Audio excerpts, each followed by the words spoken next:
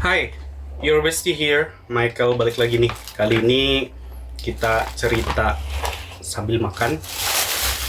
Karena kebetulan cerita hari ini sedikit santai karena berhubungan juga dengan profesiku dulu.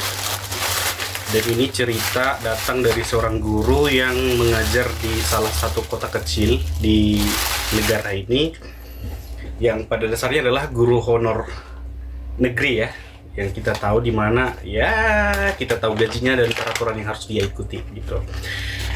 Kali ini dia punya siswa yang katanya sering playing victim, banyak tugas-tugas gak dikerjakan, gak masuk sekolah, gak nugas, tapi karena memang peraturan dari sekolah juga diawasi komite, jadi siswa nakal itu gak dapat sanksi gitu. Jadi pernah sekali waktu datang tamu ke sekolah, ada guru yang memang harus merapikan apa yang ada gitu. Siswa diperhatikan, kelas diperhatikan, agar supaya tamu datang dalam kondisi sekolah baik-baik aja gitu. Adalah siswa yang katanya main-main HP, ditegur gurunya gak nyaut gitu. Udah dihitung kayak, kalau kau nggak berhenti main HP, handphonemu saya sita gitu. Ternyata nggak berhenti juga.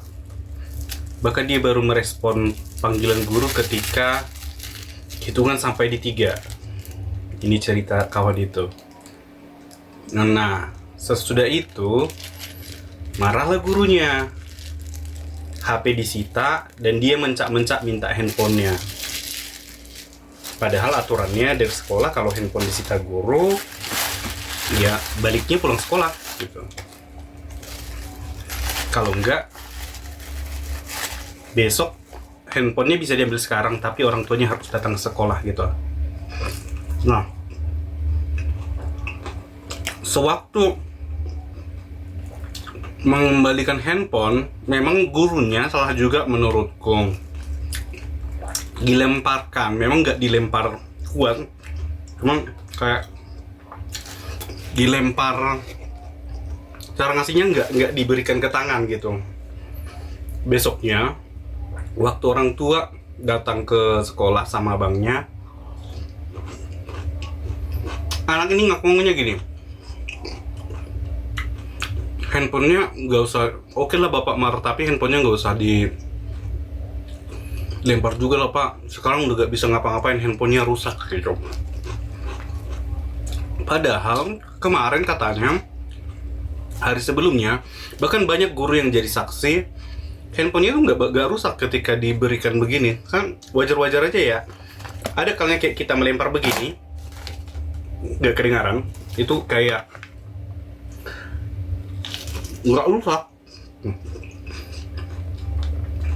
Ini orang tuanya gini,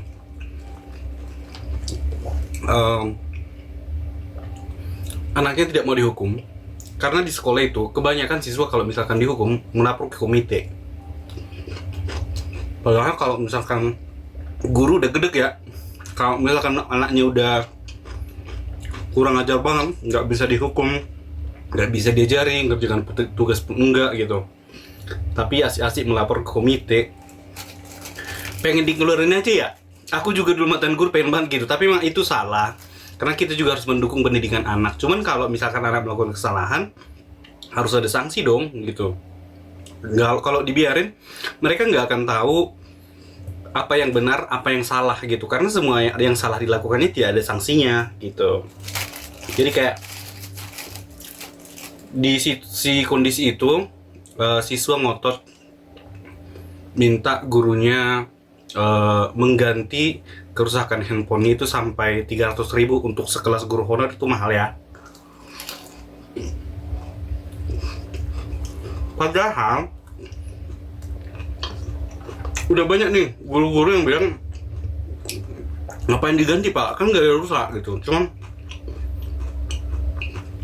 gurunya juga tidak pandai membela diri. Dan dia pun beneran mengganti dan memperbaiki handphonenya gitu.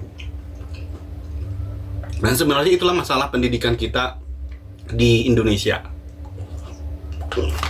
Terkadang bukan karena gurunya tidak kompeten, atau mungkin bukan sekolahnya yang tidak menerapkan aturan, tetapi ada banyak aturan yang harus diikuti sekolah juga gitu, tanpa pemerintah tahu kondisi anak-anak yang diajari.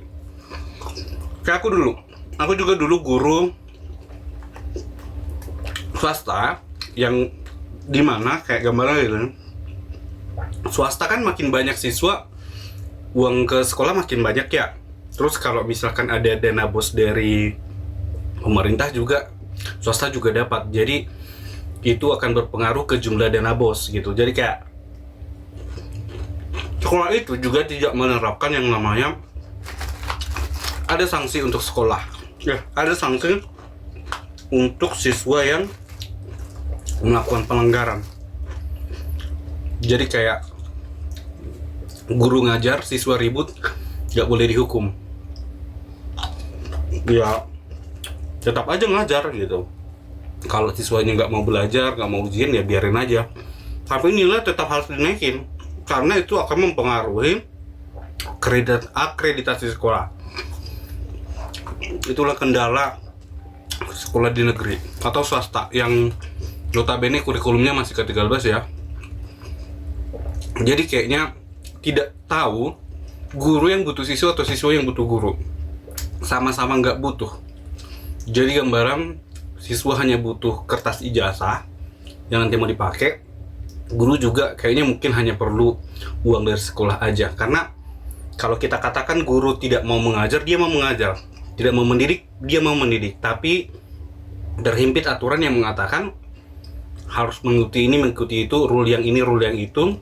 Jadi guru hanya kayak sebatas mengajar, dan siswa juga punya banyak hak ya untuk menuntut guru gitu. Jadi kayak kalau aku dulu aku beranggapan kalau kondisi sekolah seperti itu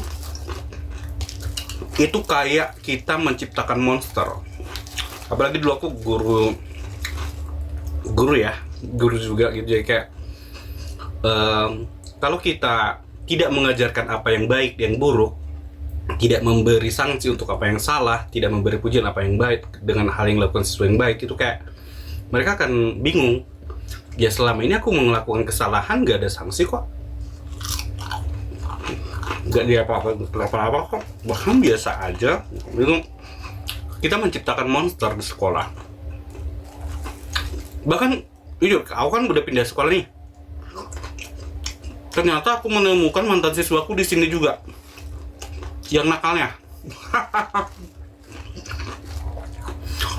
Dia kalau lihat saya kayak buang-buang muka gitu.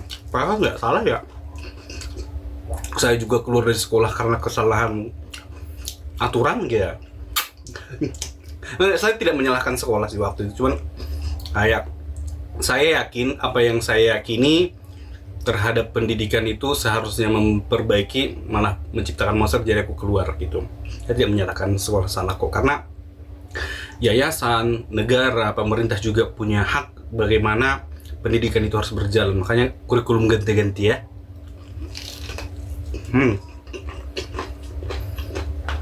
Jangan mungkin permasalahannya adalah nggak hanya di sekolah pendidikan itu diperlukan. Orang tua di rumah juga harus paham bagaimana mendidik anak, bagaimana belajar bertanggung jawab dengan apa yang kita lakukan gitu. Karena bagaimanapun pendidikan pertama anak itu di rumah. Saya tidak katakan uang tidak penting. Ketika orang tua bekerja dan meninggalkan anak, itu banyak terjadi di Indonesia. Bahkan aku sendiri waktu anak-anak sekolah sambil kerja, pulang sekolah kerja gitu, tidak apa-apa. Tapi kan anak perlu diperhatikan juga kondisinya. Bahkan dulu banyak kasus di sekolah kayak anak-anak itu di rumah penurut baik, tapi di sekolah membangkang banyak. Karena ternyata di rumah dia takut sama salah satu orang tua, entah itu bapak, entah itu kakek nenek, yang kalau ngasih hukuman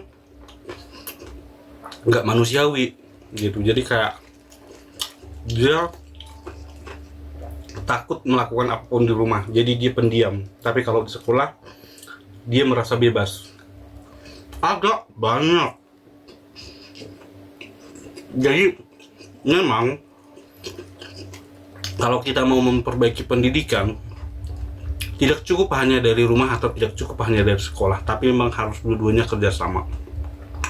Orang tua dengan guru itu harus sepaham, karena nggak ada guru yang pengen siswanya atau sekolahnya jelek gitu. Kalau kita melihat akreditasi ya, nggak mungkin guru berharap siswanya tidak lulus di universitas atau sekolah ternama atau SMA ternama hanya karena tidak dididik dengan baik gitu. Kalau kita lihat itu, tapi pada dasarnya ada guru kok yang pengen, meskipun sekolahnya nggak bagus, gajinya nggak ada kok yang terpanggil untuk memperbaiki masa depan seorang anak. Tapi kalaupun kita menepis itu kayak munafik banget, oke, kita hilangkan itu gitu. Tidak mungkin ada sekolah yang pengen akreditasinya di mata orang-orang atau di mata pemerintah itu minim. Jadi bagaimanapun dia harus memperbaiki pendidikan, kualitas anak, kualitas pendidikan di sekolah itu juga. Sama tujuannya dengan guru yang pengen memperbaiki ilmu pengetahuan yang ada di otaknya siswa, di otak anak supaya lebih baik gitu. Supaya insight-nya bertambah atau attitude-nya juga terperbaiki gitu. Jadi sebenarnya itu harus kolaborasi. Tidak ada istilah ketika anak salah di sekolah orang tua tidak terima gitu. Atau mungkin ketika anak melakukan kesalahan di sekolah, orang tua ngotot harus dimaafkan. Kalau seperti itu jadinya, kembali seperti tadi, anak-anak tidak akan tahu apa yang baik dan apa yang buruk. Dan kalian tahu dengan siswa yang tadi, temanku cerita gini, kali ini saya menyerah dengan siswa itu.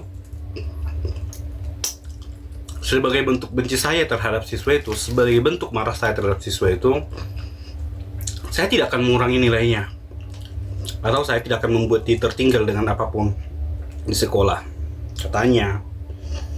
Tetapi karena dia juga memfitnah saya, jadi akan saya biarkan kesalahan itu, biarkan dia jadi hidup dengan kesalahannya supaya dia tidak akan bisa berubah di masa depan. Itu adalah amarah yang menurutku salah,